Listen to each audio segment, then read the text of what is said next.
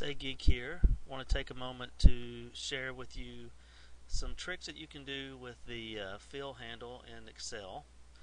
Uh, you'll notice that if you look at the mouse, if you place your mouse in the middle of the cell, you get sort of a white cross. If you move it down a little further, you get the white little arrow with a kind of a black crosshair. And then if you move it over here to this right corner where there's this little square, you'll notice it becomes sort of like a plus sign, and that's called the fill handle. What I'd like to do is show you a little bit of the power of the fill handle.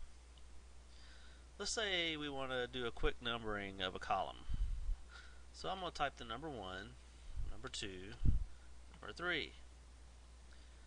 Highlight all three of those, grab the fill handle, click and hold, and drag down, and you will notice that it picks up on that pattern and it will fill those automatically for you. Kind of handy.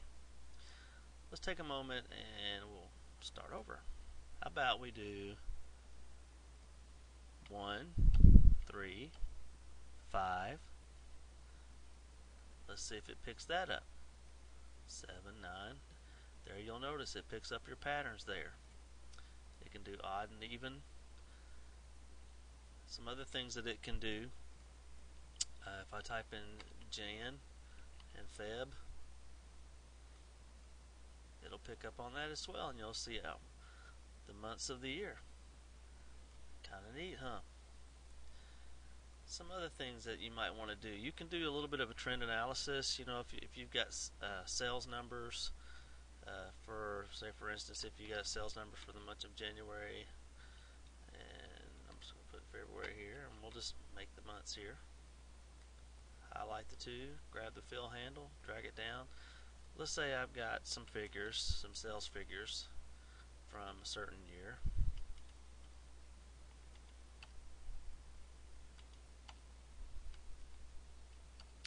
And I'm just going to go with that.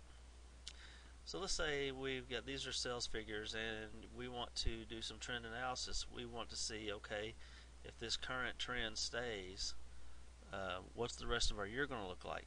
And so, for instance, you can click on the plus sign there and it will give you a bit of a trend analysis to kind of see if the current pattern of growth stays, then you get a little bit of a trend analysis there. So the fill handle is kind of neat. There's a lot of things you can do. You can also use the fill handle to propagate formulas, and that's a little bit more advanced. But let's say that we have a column here, and then we put it equals.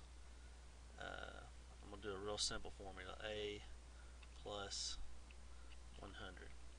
Okay. Oops, sorry. Messed up. Equals A1 plus 100. So basically we're saying whatever's in this cell, multiply this cell, or show us that plus 100. So what I'm going to do here, I'm going to put 300 in here. You'll notice the other cells don't have what we have here. They're not filled in.